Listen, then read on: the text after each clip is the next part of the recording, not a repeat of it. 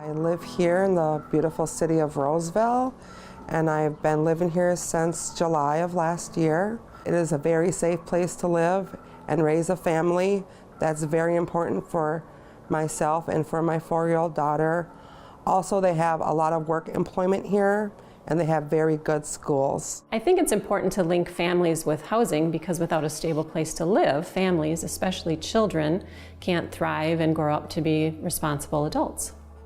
Some of my other living situations have not been as great as this one has. It didn't feel safe. Our laundry room was constantly being broken into.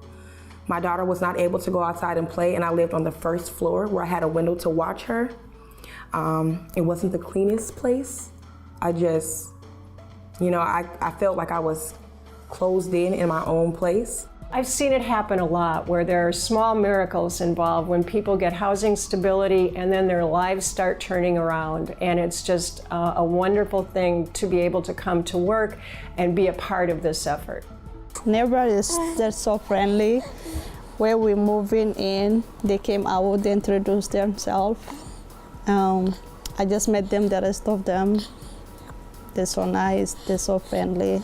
I was living in a shelter, me and my child. Things were very hard. I was constantly depressed and crying and wondering when I was going to be able to get my chance to do better in life. I just felt like giving up. But I knew I couldn't because I had my child. I believe I worked pretty hard to get where I am today. I really do feel that. People coming into this program are single parents, and they do need that assistance to get started. But once they get it, I mean, the sky's the limit. When we work with the Metro HRA families, we are ensuring that we have guaranteed rent, that the subsidy is on time, that the process that they use and that they help us with cuts down on vacancy loss. There's very few issues working with Metro HRA, so it's really a smooth process and helps stabilize our bottom line. When I talk to my friends about what I do for a living, in Section 8 in particular, I think their preconceived notion is that it's the income-based building that perhaps was built in the 70s where everybody pays, a very little amount of rent themselves.